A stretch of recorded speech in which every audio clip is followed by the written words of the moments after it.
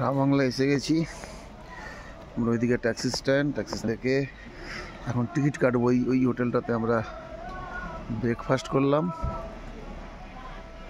Hotel Buddha মিখা।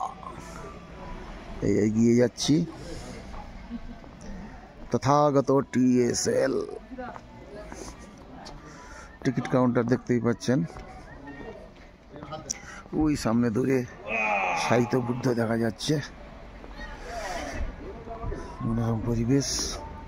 এইসব wishing bell রয়েছে সাজানো গোছানো। দেখুন একটা পাতা দেখাতে পারবেন না, নোংরা দেখাতে পারবেন না।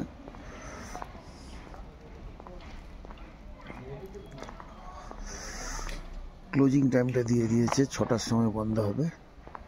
ওপেনিং টাইম দেখুন 9টা। সুন্দরভাবে বেশ ঘড়িতে দেওয়া রয়েছে। দেখুন প্রবেশ করব, দেখতে থাকুন, সুস্থ থাকুন। टिकट कितने हैं? 80 4 दीजिए। कितना? 4 टिकट्स 4। हाँ 80 টাকা করে টিকিট। 4টা টিকিট টিকিট কাউন্টার থেকে বুদ্ধ দূরে দেখা যাচ্ছে। দেখতে থাকুন, সুস্থ থাকুন, ভালো থাকুন। পরে টিকিটসলে আবার কিছু দেখাবো। নমস্কার।